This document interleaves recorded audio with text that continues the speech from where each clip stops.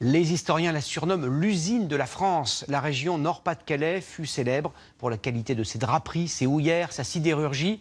Aujourd'hui, une partie de cet ancien bassin minier a lancé sa troisième révolution industrielle. Poussée par l'essor des nouvelles technologies, la région espère diviser par 4 ses émissions de gaz à effet de serre d'ici 2050. Reportage sur place de Carole Vénua et Marie Demarque. Au pied des plus hauts terrils d'Europe, à Los Angeles, plus de charbon, mais de nombreux panneaux photovoltaïques, même sur le toit de l'église. Logement basse consommation, éclairages économiques, centre-ville verdoyant. Ici, la transition énergétique est en marche. Ici, c'est extrêmement symbolique. En arrière-plan, c'est le monde d'hier.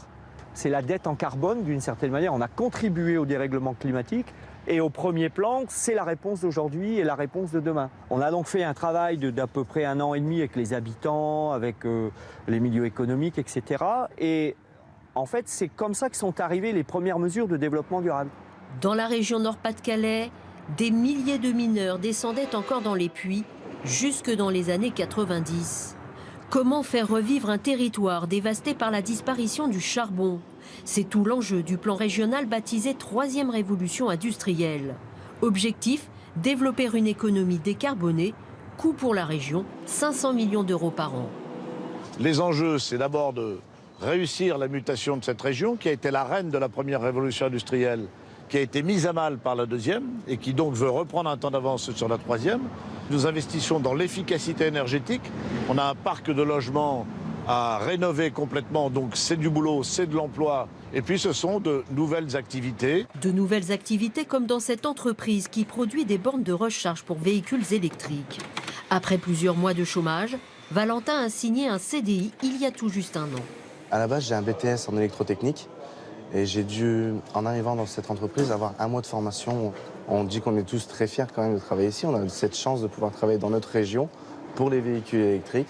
Leader européen sur ce marché, cette PME de 60 salariés a vendu près de 17 000 bornes en 3 ans et le carnet de commandes est bien rempli. Notre objectif est, d'ici 5 ans, de faire tout confondu 60 000 points de charge au niveau européen. Je pense qu'on peut raisonnablement imaginer faire au moins doubler, voire tripler le nombre de salariés pour cette activité. Pour donner un coup de pouce aux projets d'entreprise liés au développement durable, un livret d'épargne locale unique en France a vu le jour en janvier dernier. Le produit est un succès, 1000 épargnants et 8 500 000 euros collectés en moins d'1 an.